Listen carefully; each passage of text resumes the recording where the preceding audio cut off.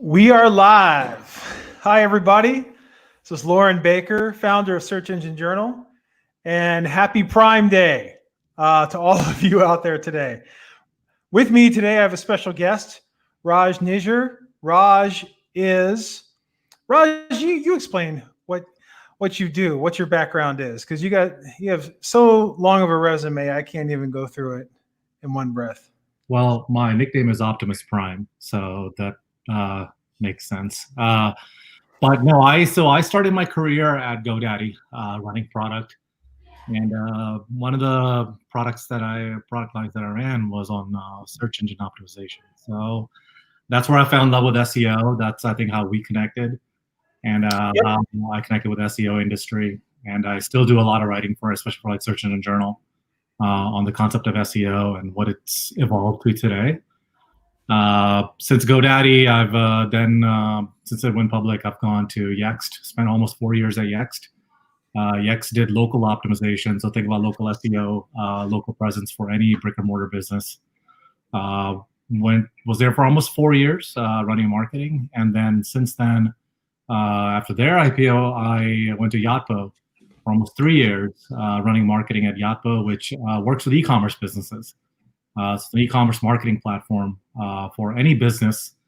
And with COVID, the mantra now is like any business is an online business or an e-commerce business.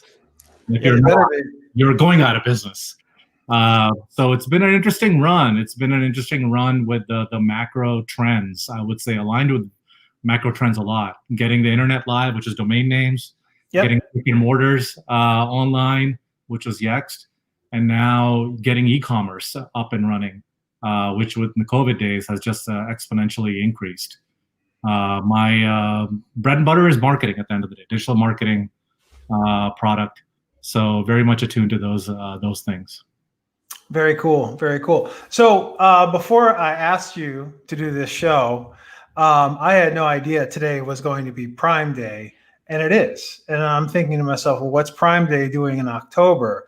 So Prime Day started in 2015. So it's been around for what, 5 years? And I was used to it happening in the summer. Now we're a month and a half before Black Friday. How many e-commerce businesses do you think were ready for Amazon to launch their Friday this early, to launch their Prime Day this early into the holiday shopping season? I think this has been, and I hate to use this word because you probably heard it a million times already, but a very unprecedented time. I don't think a lot of businesses or people were ready for anything this year. A lot of commerce has shifted online, obviously, e-commerce. eMarketer just said that, e-commerce has shifted by almost 4 to 5 years in less than 6 months.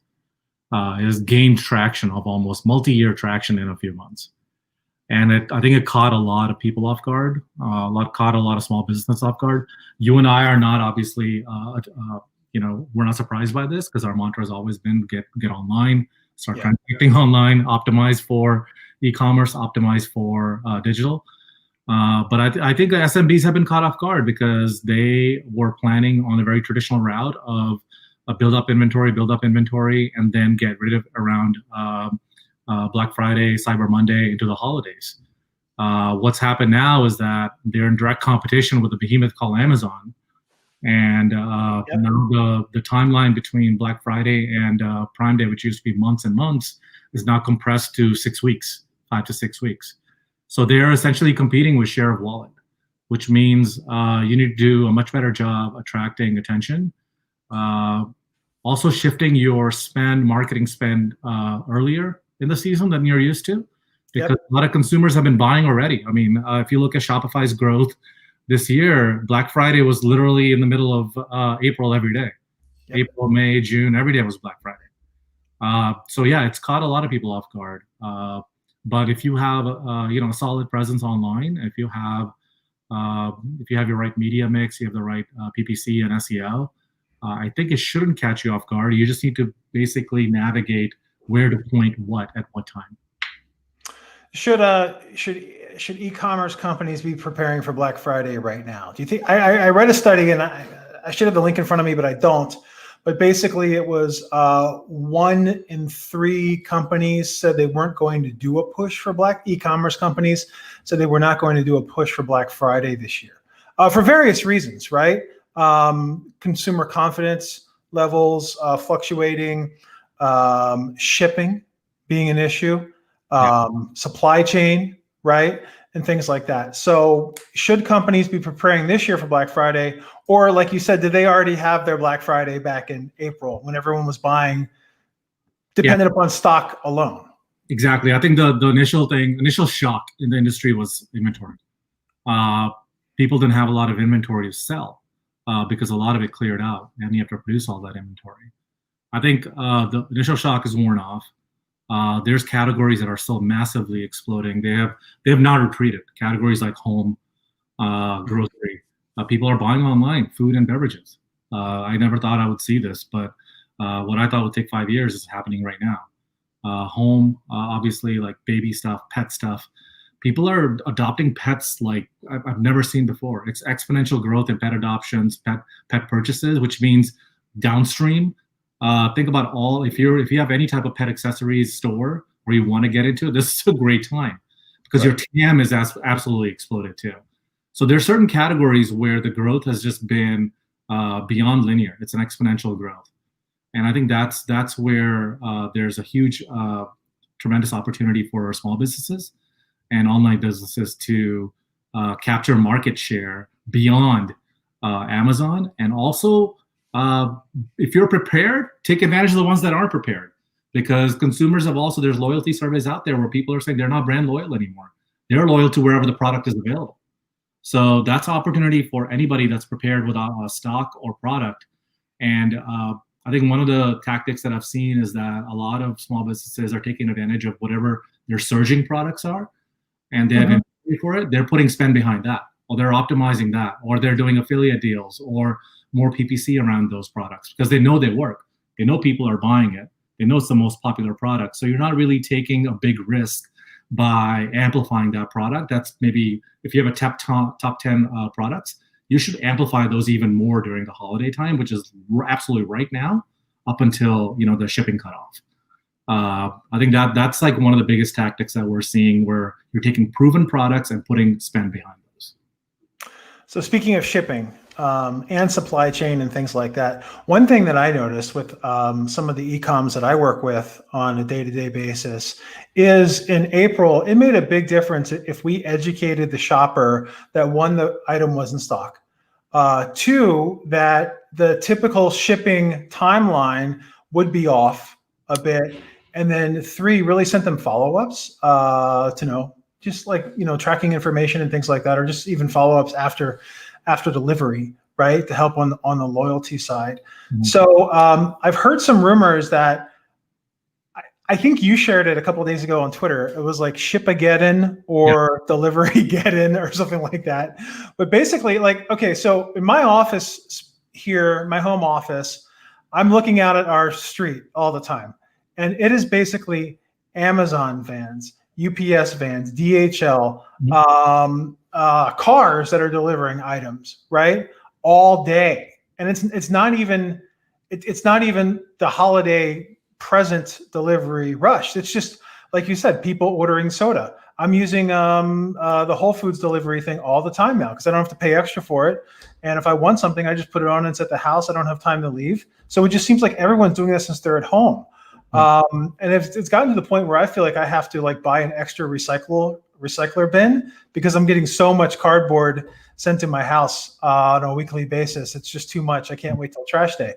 So point being is, what do you see this being growing to from a delivery process, supply chain process? It seems like a lot of the supply chains are catching up, right?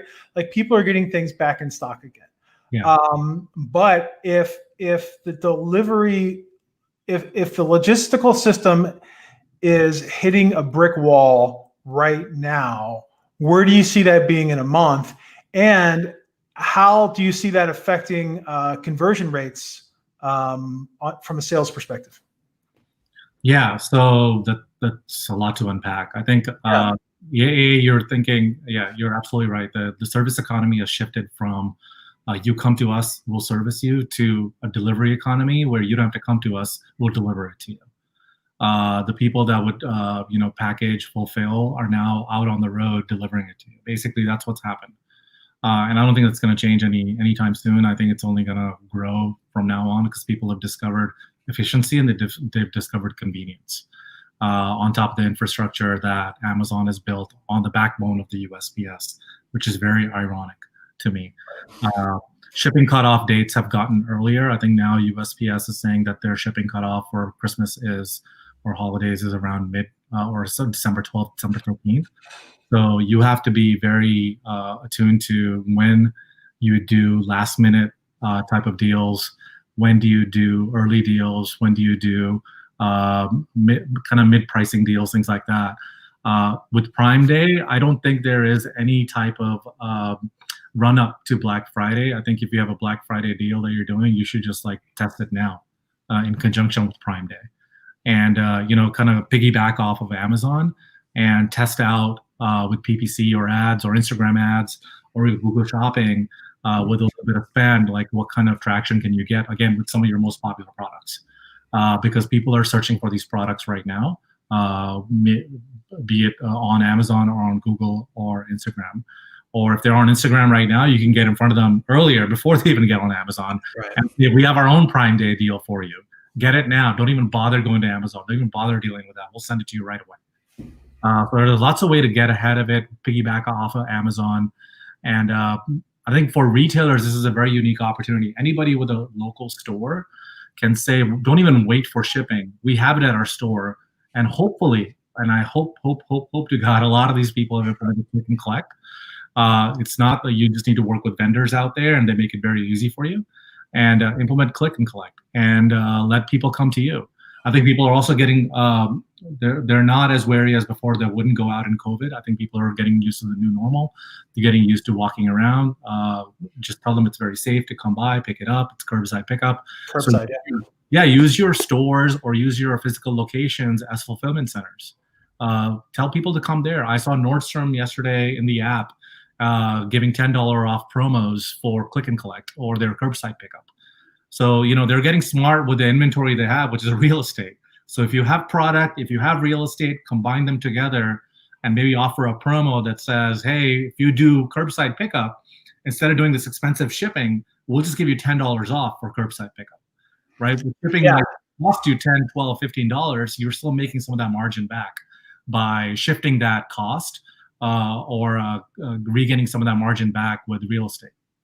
Yeah, absolutely. So first of all, there's a chance they may make the sale, right? Because it's $10 off. Secondly, you don't have to ship it. You can just have it right there in the store or curbside. And then also someone might buy an extra item and it just helps with brand loyalty at the end of the day, right? Something to your point, it's shifting around, right? Brand loyalty has become much more tactical than strategic, it seems. How do you get it back? Well, here's $10 off. Just come and pick it up outside the store. You'll get it faster than you would with a UPS delivery, and you don't even have to enter. We'll take it out to your car, just like picking up a Domino's pizza now.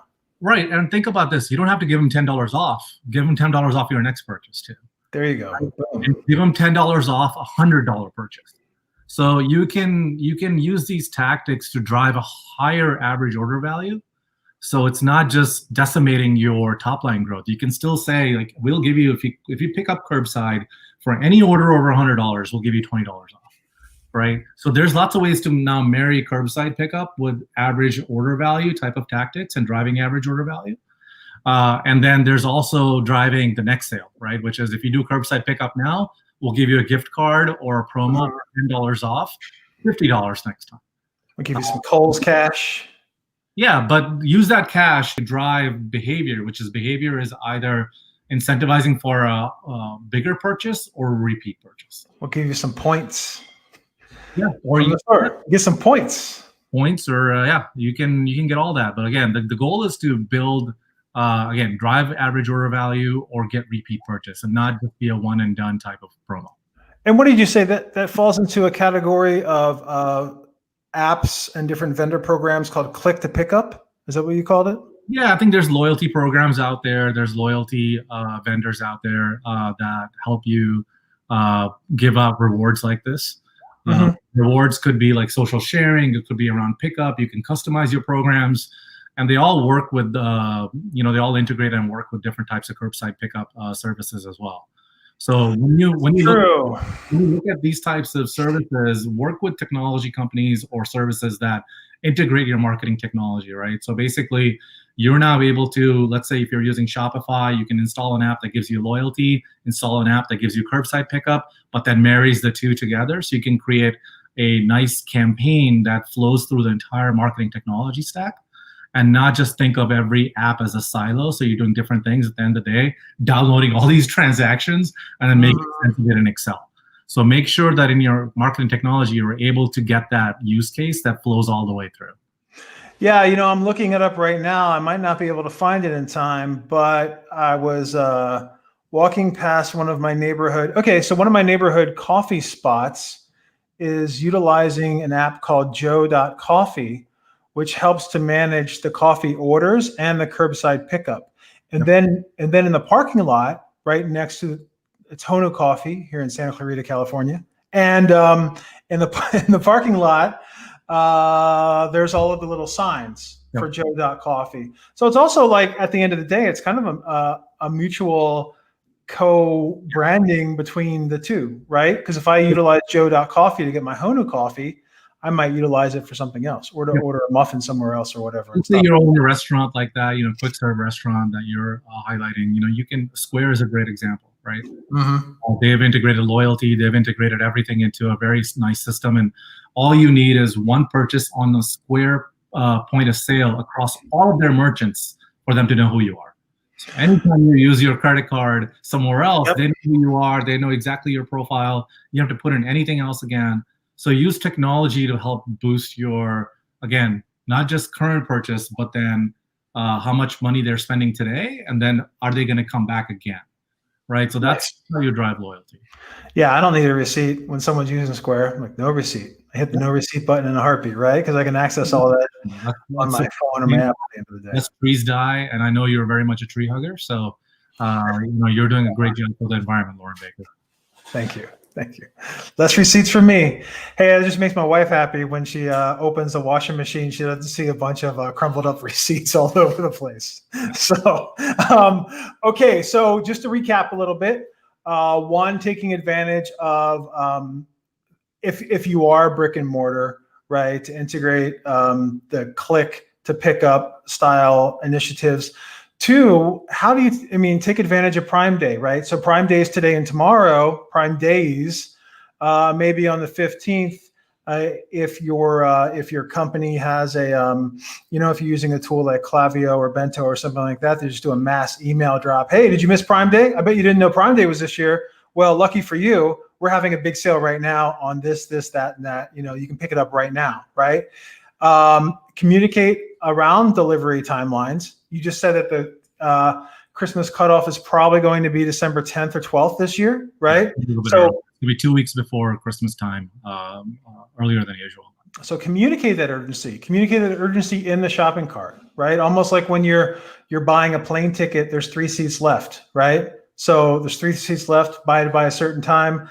Southwest's Want to Get Away program, have something similar set up within your shopping cart as well. Hey, this is a cutoff date. You have to, we can guarantee it by this date, and really plug that into the user at the end of the day. So they're not clicking off your site, shopping around, things like that. Any other trends that you feel can help with the conversion optimization side of things? I know you contributed an SEJ article a few weeks ago about eCom conversions. Any tips there? I think there's, first I would look into, if you're not doing Instagram, like Instagram ads are one of the most effective ways to get in front of the consumer today. A lot of people are on Instagram, they're actively searching, and think about what they're going through right now. A lot of people are in the lockdown, they're not going out, they're not traveling to Greece. All this stuff is not happening, so they're married to their phone. And what are they doing? They're looking at old pictures of Greece, people that used to be in Greece. And so you can use that as they're captive to their phones. And with CPMs kind of trending down on mobile, just because of, with all the COVID-related stuff going on, there's lots of ways to, get a better price on advertising. Second, like if you're in anything that helps people, work from home, live better at home, because home has become like the new office and everything. So Yep. that means, like, if you want to, like, imagine like I get a gift from one of my family members. They probably wouldn't send this to me, but like a standing desk or ergonomic chair, or like something to help you live your life at home. And that could be board games, that could be puzzles, that could be all these different things that take your mind off the day to day. So I think that is something that if you're in any of these industries or categories, like double down today if you haven't already, because people are bored, and people, when they're bored and they're stuck at home, and you can gift this stuff to somebody else, it makes you feel good and the recipient feels good. And so anything you can do to help people feel good today will go a long way for that consumer to come back and be loyal to you and shop with you again. Excellent. Speaking of feeling good, some of the companies that I work with right now are from I don't know what this has to do with feeling good, but some of the companies that I work with right now from a dev perspective are starting to put in their holiday code freezes, right? And as an SEO, that can be a little bit frustrating because there's so many changes that you need to get in at a certain time. And I know right now that from October until end of year, I'm not going to be able to make those technical changes yet. Yep. So like from an SEO perspective, the big thing I'm working on during code freezes with clients is preparing to fix their core vitals if they haven't got their usability issues handled, take care of that, et cetera, et cetera. Any other any other recommendations you would have for ways to take advantage of this code freeze time when developers may have a little bit more time on their hands and the ability to work with you to actually implement those changes? It may not be rolled out until next year, but this could be your time to take advantage of what you have right now. Yep. I think one of the biggest things that I'm seeing brands not take advantage of, and this is going to surprise you, is Google Shopping. They've made drastic changes this year to the benefit of merchants and small business owners. You don't hear that a lot. They've made everything free when it comes to Google Shopping. So you can now take your product catalog if you have an e-commerce store or services, and you can actually put them on Google Shopping for free. You can list them for free. You can use Google Seller Ratings to communicate brand trust. So this is like brand level reviews.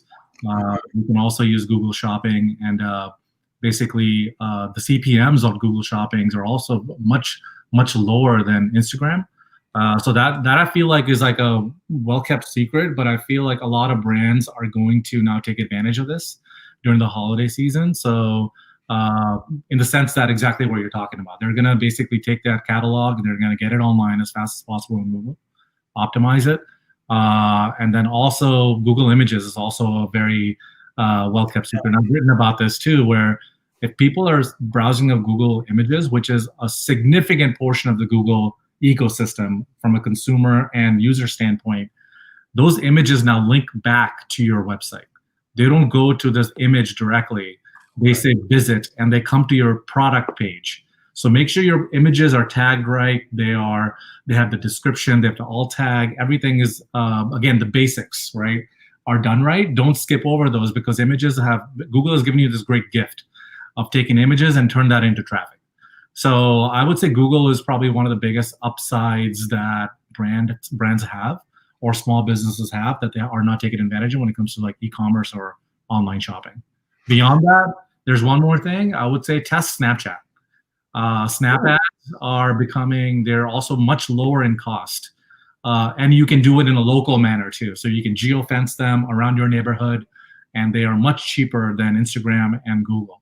And you can do it by, teenagers, young adults like yourself, Loren, and boomers. So you can control like who sees your ad and exactly go after the type of customer that you have. So right now, it seems that Snap and Google Shopping are a little bit lower from a CPM perspective than Insta and Facebook maybe, because everyone's just dumping into Insta and Facebook right now and other ad exchanges. And then with Snap, you have some very hyper local targeting that can be done. and age. I'm gonna hit up Matt McGowan after this. He's gonna be really happy. You know Matt, right? He used to head Incisive, and now he's president of Snap Canada. I'll probably talk to him a little bit after this too. Maybe that was a nice little bridge. It's a really, I mean, they're definitely doing a good job. They're very business friendly in the sense that their platform, when they've been building it out, and it's much easier and better to use than some of the Facebook, and Facebook's obviously doing it. But yeah, I would say those two. And if you have time, test TikTok too. TikTok's not going away anytime soon. But I would say, if you want something proven, it's largely around Google Shopping and Snap. And if you have maybe an hour or two to burn, then play around with TikTok too. I don't mean recording videos. I mean making them off of TikTok. Yeah, I haven't checked out TikTok since it was really Musical.ly, right? So it's been a long time. But cool. So we have social media, or maybe I don't know if you want to call it alternative, but yeah, alternatives. Social ad programs, which may not be at the top of your list. Possibly the next 3 months or 2 months is a great time to test some ad budget there to help the plan for next year. Also during code freeze, make sure that you're focusing on Google image search, right? Because if you can get in things that's the one thing about 2019 being a big year for ADA compliance. Yep. For SEOs, it was amazing because we had tried for so long to get images optimized. And then once the ADA compliance judgment letters or whatnot started being sent out, companies were, okay, we got to change this overnight. Let's get these attributes updated right now. Yes, okay, I have this big list that I sent over years ago. Let me update it and send it to you. So it's amazing. And really that also helps with Google image search at the end of the day, because they've done a very good job of integrating product, like you're saying, product data, schema markup, all of that into those image search results. And it's almost like a hybrid shop. It's like window shopping, right? Google image search is basically window shopping at the end of the day. It can drive very highly targeted traffic. And then there's also Google Shopping, which now has an organic component. So even if you're not running an ad campaign with Google Shopping, through Google Merchant Center, and this is really important for you SEOs out there, you're not going to get your Google Merchant Center data through Google Search Console. So you have to make sure that whoever set up your Google Merchant Center within the company to do Google Ads is sharing that access with you. Yep. So then you can get that organic data from Google Merchant Center pretty much in the same way that you would through Google My Business and any of those other disconnected data assets that they have throughout the company to learn more about how you're performing with Google Shopping. So definitely make sure that you're synced with Google Merchant Center.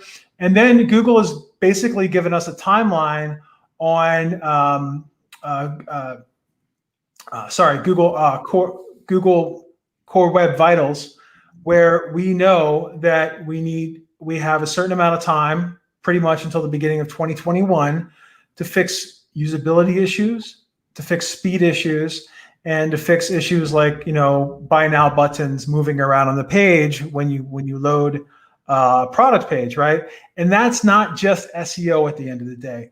Again, just like shopping and just like image and everything else, the Core Web Vitals give us a bridge into speaking to the CMO of the company and to speaking of the VP of product or the VP of marketing and saying, hey, look, this will not only influence your SEO, but it's going to help conversions at the end of the day anyway, because 80% of your traffic is coming from mobile, they're trying to order, and the buttons floating around at different locations. So it's a great time. The code freeze is a great time to take care of all of that business and try to get it out before in the first quarter of next year. Last question, Raj, that I have for you today. Shopper reviews, right? So consumer reviews. You had mentioned that in addition to GoDaddy and Yext, you spent some time at Yotpo. Yeah. And a lot of reviews are very product oriented, right? Oh, this product was great. I loved it. Exactly what I thought it would be. You think there's any way that businesses can motivate the customers doing reviews to maybe comment on the shipping time or the packaging or that, that communication. So to really build trustworthiness of the brand even before the purchase happens. I think you can encourage shoppers to leave reviews about if it's clothing, fit, fabric, things like that. And if it's other products, like if it's furniture, you could talk about the size, you could talk about comfort. So find the right topics that people should be talking about in your reviews and encourage people to write about those topics. And the reason for that is like you want to be able to show people online what people are saying. Prospective customers need to know what current customers are saying because they're not able to probably go to the showroom because of social distancing.